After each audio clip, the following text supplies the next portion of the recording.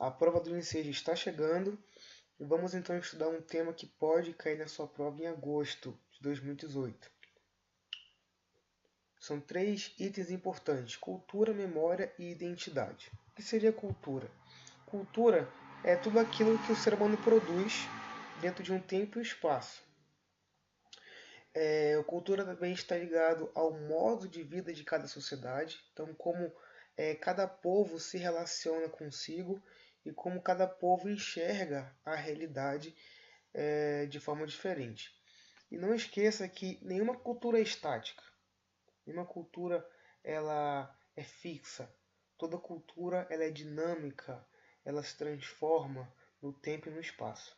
Vou dar um exemplo aqui para vocês de cultura material e imaterial. A cultura material é tudo bem tangível, palpável, físico, que identifica o povo. Então, por exemplo, aqui no Brasil nós temos o estádio de futebol. Aí eu coloquei o Maracanã. Ele é um exemplo de cultura material, que identifica aí um pouco da nossa cultura, né? Que é o nosso esporte, futebol. Cultura imaterial é o saber fazer, toda a tradição, todos os costumes que estão contidos dentro de um objeto ou de uma festividade. Eu coloquei um exemplo aqui de cultura imaterial, o queijo de Minas. Existe um saber fazer, né, na produção desse alimento, ok? Eu coloquei também 2 imagens bem interessantes para saber, para tentar ilustrar como existe um modo muito diferente de cada sociedade. Aqui, ó, aqui a gente pode explicar várias coisas que tem nessa imagem, mas eu queria me ater apenas à vestimenta. Olha como um homem e uma mulher se vestem, né? Aqui no nosso Brasil, né?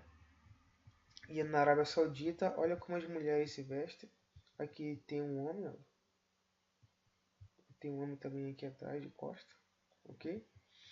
Então você consegue ver uma diferença, né, na vestimenta, mostrando que dependendo muito do contexto social, político, religioso, né, depende do contexto cultural, a sociedade vai se expressar de forma diferente. E para ilustrar também que a sociedade ela é dinâmica, eu coloquei a moda como exemplo clássico, né? Como as pessoas se vestiam antigamente, ó, e como que elas se vestem atualmente. Vamos lá. O que seria a identidade? Bem, a identidade ela é uma marca. São características próprias e específicas de um povo. São hábitos e costumes semelhantes. E aí eu trouxe um exemplo as torcidas, né? Por exemplo, torcida do Senegal. Se você olhar lá para as arquibancadas na Copa do Mundo, você consegue identificar uma identidade na vestimenta, na forma de se vestir, nos jeitos que eles têm, né? No Japão, por exemplo, existe uma identidade também, uma identidade étnica, né? Aqui, ó, são elementos materiais e aqui tem um elemento imaterial, que tem um japonês depois do jogo recolhendo lixo, né, que está ao seu redor e jogando no lixo, né? Bem interessante, tá? O que seria a memória? Bem, a memória ela auxilia muito na constituição da identidade pessoal. Graças à memória nós conseguimos relembrar quem somos, conseguimos reunir um conjunto de fenômenos, de fatos que podem determinar a nossa personalidade.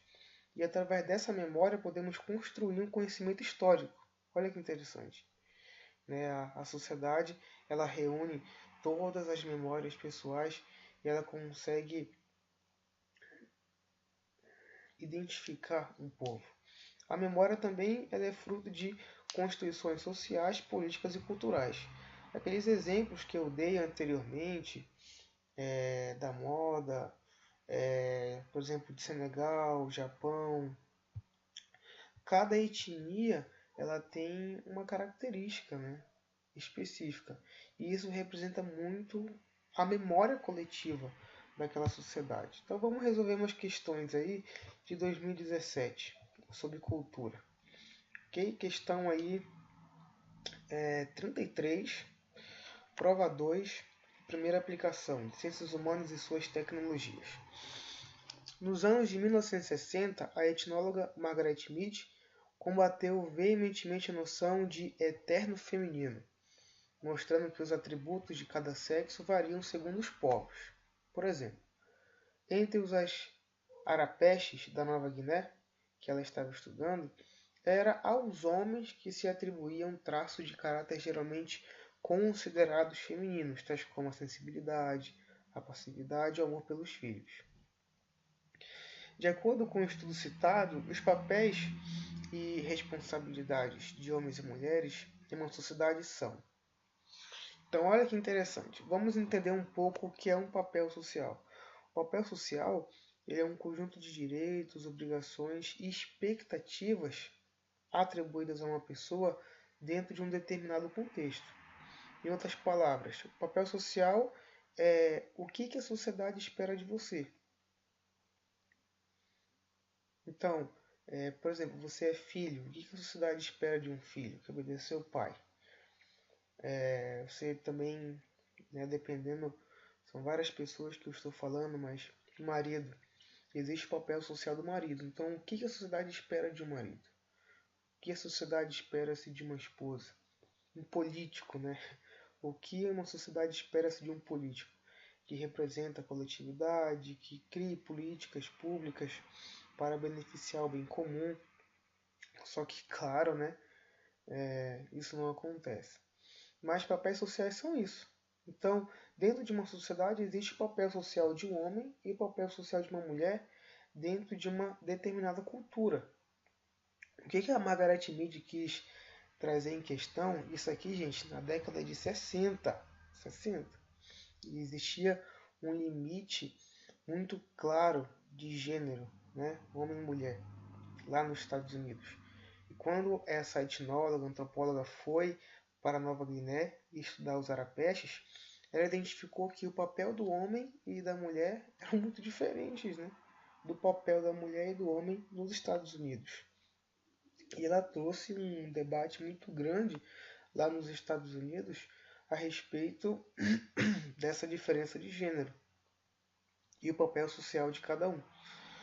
Então, os papéis e responsabilidades de homens e mulheres em uma sociedade são economicamente estabelecido? Não. Biologicamente definido? Não. O papel social ele é construído culturalmente, né? Dentro de um tempo e espaço. Ok? Então, a resposta é a letra C.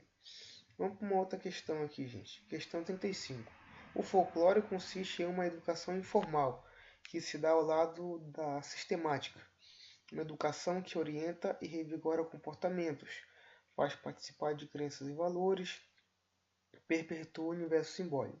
Se as condições da vida social que garantem a sua persistência são ameaçadas, também o folclore entra em crise.